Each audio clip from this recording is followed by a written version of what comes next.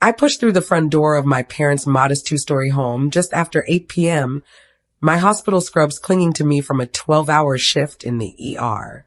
My feet ached, my mind was foggy with fatigue, and all I wanted was a plate of reheated lasagna and the quiet comfort of my childhood bedroom upstairs. Instead, the living room exploded with celebration the moment I stepped inside. Brandon stood in the center like a conquering hero, swinging a shiny set of house keys on his index finger. His grin stretched impossibly wide. Mom clapped her hands together rapidly, her eyes shining with tears of joy. Dad leaned against the armchair, arms crossed, nodding with that rare, proud smile he usually reserved for Brandon's rare successes. Music played softly, some upbeat pop song I didn't recognize, and champagne flutes glinted on the coffee table. Brandon locked eyes with me. "Closed today, thanks to you, sis." The words hit like ice water. My stomach dropped. I glanced down at the coffee table. A thick stack of mortgage documents lay open, the top page stamped with a bright red final seal. There, in bold print, $789,000 conventional mortgage. Borrower Alexis Hayes. My full name. My social security number typed neatly below it. And at the bottom, my signature looped and slanted exactly the way I signed prescriptions and checks. But I had never seen these papers. Never held them. Never signed them. My heart hammered. So hard I thought they could hear it. Brandon chuckled, casual as if we were discussing weekend plans. "Family helps family, right, Alexis?" Mom's gaze darted to me, wide and pleading, silently begging me not to ruin the moment. I forced my lips into what I hoped looked like a smile. Inside, rage and disbelief collided in a storm. How far had this gone? How long had they planned it behind my back? Mom tugged me gently into the kitchen before I could speak. The door swung shut behind us, muffling the laughter from the living room. She lowered her voice to an urgent whisper. "He's finally getting his life together, honey. A real home, a fresh start. If you report this now, the bank will foreclose immediately. He'll lose everything, the house, his credit, his dignity. And we'll all be dragged down with him. The notary, the realtor, we could all face charges." Her hands trembled as she gripped my arms. "Please, Alexis, just this once. For your brother. For the family." My fingers tightened around the edge of the counter until my knuckles whitened. The coffee mug I'd grabbed reflexively shook in my other hand, dark liquid sloshing dangerously close to the rim.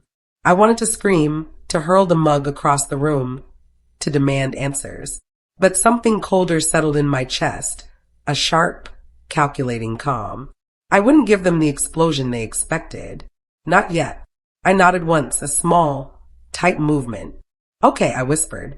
Mom exhaled invisible relief, pulling me into a quick, grateful hug. Dad appeared in the doorway, patting my shoulder awkwardly.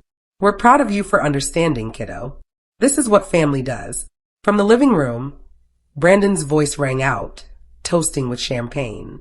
I excused myself, slipped into the downstairs bathroom, locked the door, and leaned against the sink. In the mirror, my reflection stared back, pale, wide-eyed, furious. Silence now, but not forever. That night I lay in my old twin bed, staring at the glow-in-the-dark stars still stuck to the ceiling from when I was 12. Sleep refused to come. Around 2 a.m., I crept downstairs, laptop in hand, and sat at the kitchen table in the dark. I logged into my credit accounts with shaking fingers. There it was, a new mortgage inquiry, an account opened 3 weeks earlier. $789,000. Property address, a luxury colonial in an upscale suburb 30 minutes away. One of those gated communities with manicured lawns and 3-car garages. The signature on the digital docs looked eerily close to mine. Someone had practiced. Bank alerts I should have received were conspicuously absent. Email forwarding rules had been set up to divert them to an address I didn't recognize. Brandon's. I screenshot everything methodically. Statements, timestamps, IP logs were available. Then I opened the family photo folder on the shared drive. Picture after picture. Brandon at center stage, graduations, birthdays, vacations. Me always slightly off to the side, smiling supportively, the reliable one who never caused trouble. Mom beaming brightest at him. The favoritism I'd swallowed for years suddenly tasted like poison. A text buzzed in. Brandon. You good? I typed back, yeah. Hit send, then kept working. This wasn't petty theft. This was identity erasure.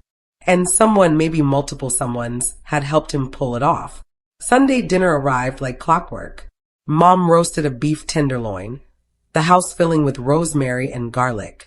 Brandon dominated the conversation, describing the house in loving detail. Quartz countertops, hardwood floors, a backyard big enough for a pool someday. He winked at me across the table. Couldn't have done it without Sis's perfect credit score. Everyone laughed like it was a joke. I forced chuckles, while rising in my throat. Dad raised his glass, to new beginnings and to families sticking together. Under the table, my nails dug into my palms. Later, alone in the guest room, I pulled up the mortgage packet again on my phone. A notary's name jumped out, Evelyn Carter. I searched her quickly. She had a small office downtown, good reviews, local. My mind raced. Would she remember the closing? Had she noticed anything off? Midweek, heart pounding, I drove to her office during my lunch break. Evelyn was a stern woman in her mid-50s, gray hair pinned neatly, glasses perched on her nose. I introduced myself, showed my ID, explained I was reviewing some paperwork. She frowned. I notarized a mortgage for Brandon Hayes. Your brother? I nodded. He came alone. Said you were out of town on rotation, but had authorized him to handle it. No power of attorney on file, but she trailed off, eyes narrowing slightly. He seemed in a hurry. I probably should have insisted. Her hesitation was gold. I thanked her calmly, phone recording discreetly in my pocket. In the car, I replayed the audio 3 times. Doubt in her voice. Evidence stacking. That evening, my phone buzzed. Brandon, heard you're asking questions. Stay out of it. My blood turned to ice. Was he tracking me? Watching my movements? I climbed into the attic that weekend when the house was quiet. Dust motes danced in the slanted light. I pulled down old photo albums, searching for clues. Brandon's milestones dominated every page. First place in science fairs, football trophies, prom king. Me, blurry in the background, holding the camera or carrying someone's coat. An envelope slipped from between pages, Dad's old bank statements. Transfers to Brandon, $5,000 here, $12,000 there, stretching back a decade.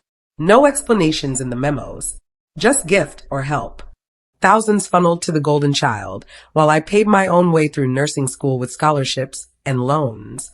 I photographed every page, heart aching with fresh betrayal. Mom called up, dinner's ready.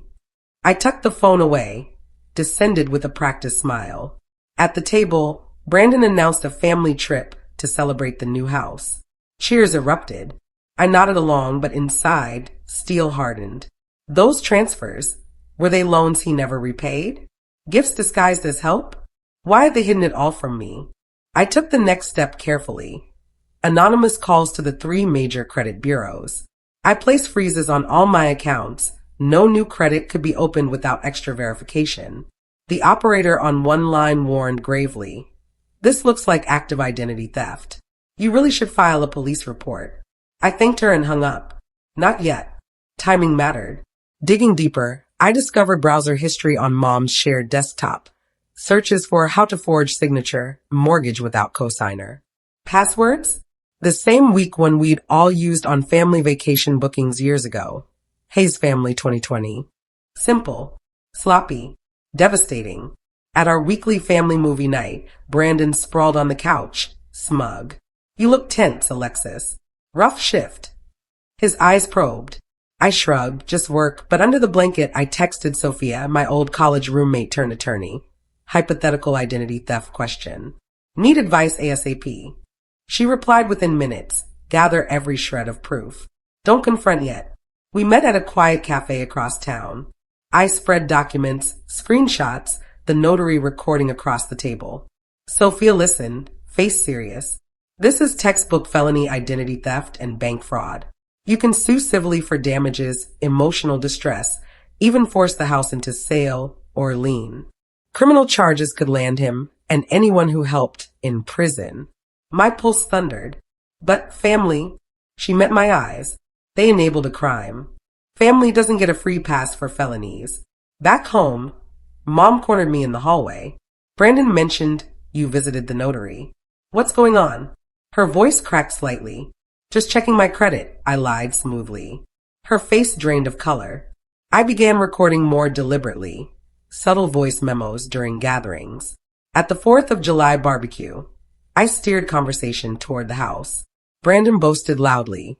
Alexis's name on the loan got me an amazing interest rate. Her credit's flawless. Mom shushed him, glancing nervously my way. Later, reviewing the audio, I caught Dad's quiet admission to Brandon. We helped with the paperwork, so it looked legit. Complicity confirmed. I uploaded backups to encrypted cloud storage. Brandon pulled me aside near the grill, voice low.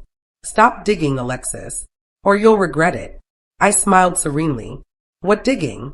An email pinged that night. First mortgage payment due in my name. $4,800. Panic flared. How to stall without tipping my hand. I called the bank as myself, feigning confusion over paperwork discrepancies. They placed a temporary hold on payments pending internal review. Relief washed over me, fragile but real. Mom started baking obsessively, cookies, pies, bread. Her classic stress response. Everything okay at work, sweetheart? She asked too casually. Fine, I said, deflecting. Brandon appeared unannounced one evening, phone full of house photos. Come see it. You'll love the view. I declined politely. Alone later, I organized my growing dossier. Timelines, recordings, financial trails. Sophia reviewed the files remotely. This is airtight. You're ready when you are. Thanksgiving loomed. They insisted on hosting at the new house. I RSVP'd yes, smiling outwardly, plotting inwardly. The mansion gleamed under string lights, marble foyer, soaring ceilings, kitchen bigger than my entire apartment. My stolen credit had bought luxury I'd never taste. Brandon raised a glass at dinner. To Alexis, our silent partner in this beautiful new chapter. Laughter rang out. Mine was brittle. Dad pulled me into the study afterward, door closed. We know you're upset. But Brandon needed this more. He was drowning, debts, bad choices. You've always been the strong one. I hit record on my phone in my pocket. Why not ask me directly? He sighed heavily. You would have said no. And we couldn't risk that. Mom interrupted, eyes worried. Everything okay in here? The rest of dinner passed in thick tension. Later, in the guest bathroom, Brandon blocked the door as I tried to leave. Phone logs show calls to lawyers. Explain yourself. My heart skipped. How had he seen my call history? Back in my apartment, I ran diagnostics, spyware. He'd installed it during a casual visit weeks earlier. Tech-savvy Brandon. I wiped the phone factory clean, reset every password, enabled two-factor everything. Digging further, I found Mom's old forwarded emails, my bank statements, tax returns, even student loan details sent straight to him over years. The betrayal cut deeper with every layer. Sophia's advice echoed, file soon. The longer you wait, the more he can cover tracks. Mom showed up at my door one evening, eyes red. Please don't destroy us, Alexis. We love you. I hugged her gently. I'm protecting myself, Mom. That's all. A bank letter arrived days later. Fraud investigation initiated. My credit freeze had flagged anomalies. The storm was breaking. Years passed. Family dinners resumed tentatively. Laughter cautious but genuine. Brandon earned a modest home through honest work. Parents retired quietly, downsized, reflective. I bought my own small condo. Simple, paid in full, entirely mine. At our last reunion, we raised glasses to resilience. Betrayal had forged my strength. Silence had been my sharpest weapon. Evidence and timing delivered justice. And somehow, slowly we healed, not perfectly, but enough. Life moved forward, scarred but whole.